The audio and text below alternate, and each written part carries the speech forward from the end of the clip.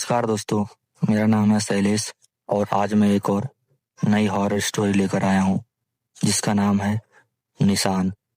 तो चलिए इस कहानी को शुरू करते हैं। सुबह जब मेरी आँख खुली तो कमरे में हल्की धूप फैल रही थी, लेकिन मेरे भीतर एक अजीब सी ठंड थी। सबसे पहले मेरी नज़र अपनी कलाई पर पड़ी। वहाँ नसों के पास साफ साफ 3 उंगलियों के निशान उभरे हुए थे, लाल, थोड़े सूजे हुए, जैसे किसी ने बहुत जोर से पकड़ रखा हो। मैं देर तक उन्हें देखता रहा, समझने की कोशिश करता रहा कि ये कहाँ से आए।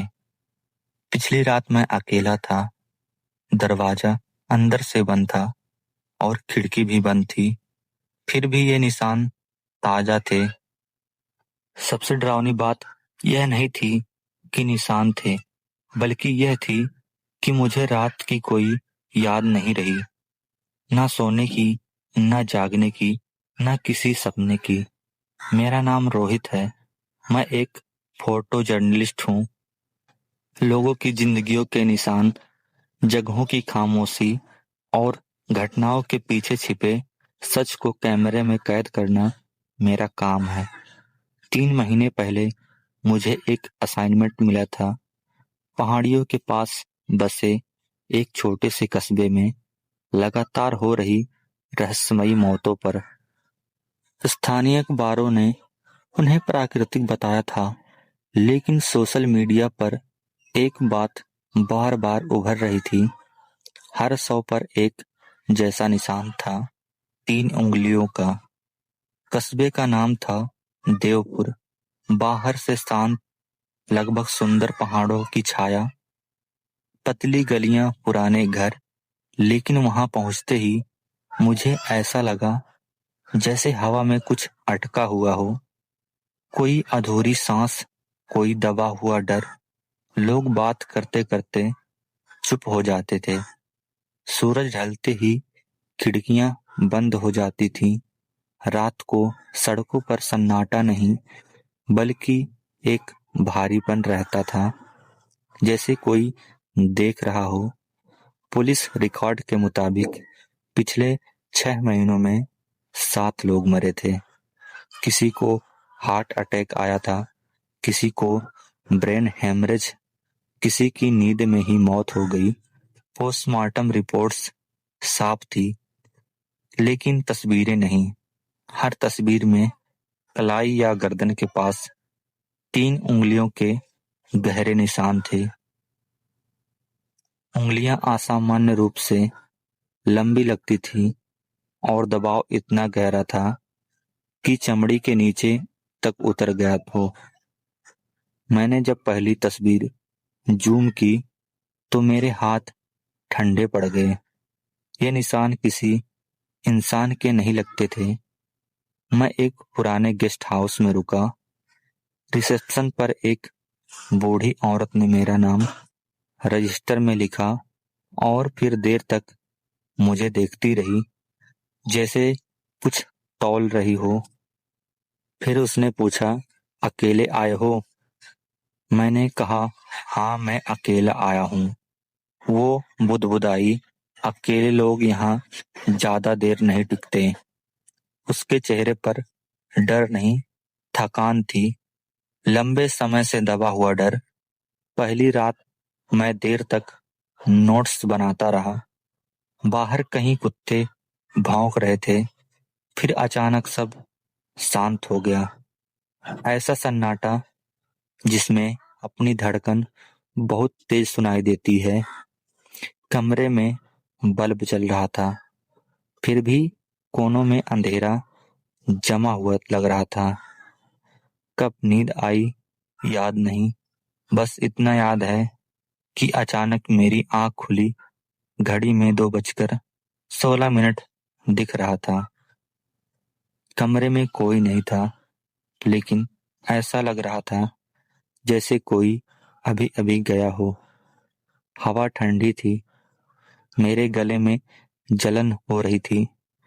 मैं उठा, शीशे के सामने गया और वहीं पहली बार मैंने उसे देखा। वो निशान। अगले दिन मैंने कस्बे के सबसे पुराने आदमी से बात की। उनका नाम हरिदत्त था। उसकी आंखें बहुत कुछ देख चुकी थी। मैंने जैसे ही कैमरा निकाला, उसने हाथ उठाकर मना कर दिया।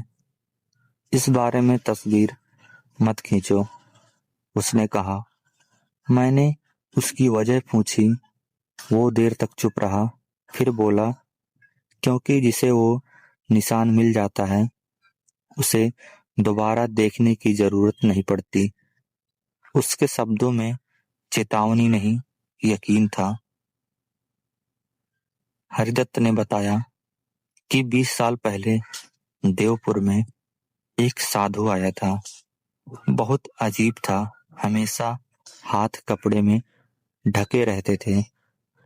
लोग कहते थे कि वो जिस किसी के सर पर हाथ रख देता, उसे अजीब सपने आने लगते थे।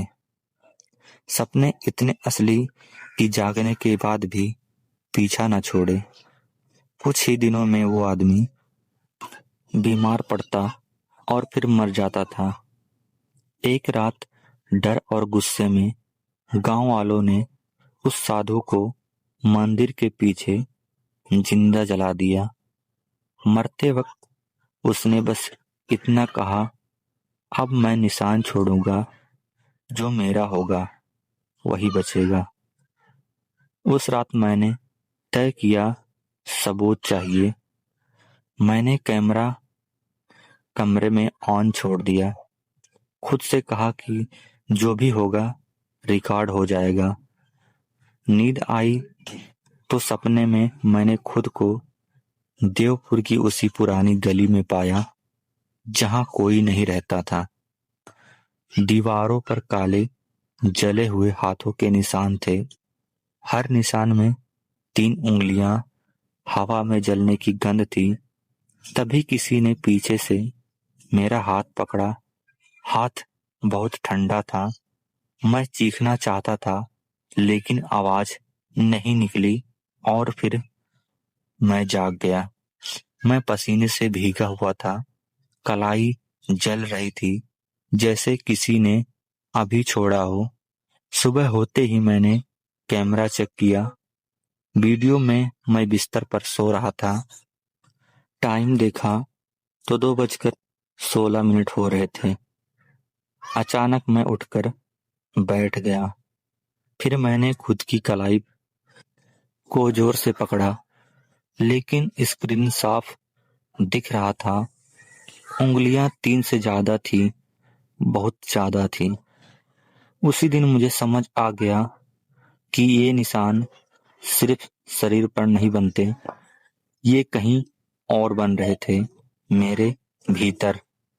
और अगर मैंने समय रहते सच नहीं जाना, तो अगला निशान शायद मेरी कलाई पर नहीं, मेरी आत्मा पर होगा। तो दोस्तों, ये कहानी आपको कैसी लगी कमेंट करके बताइए। और अगर यह वीडियो आपको पसंद आया हो तो वीडियो को लाइक और मेरे चैनल को सब्सक्राइब जरूर कर लीजिएगा। मैं ऐसा ही हॉरर स्टोरी लाता रहूंगा। और अगर आपके पास कोई हॉरर स्टोरी है तो आप कमेंट कर सकते हैं। तुम देख चुके हो शैलेश एक्स हॉरर।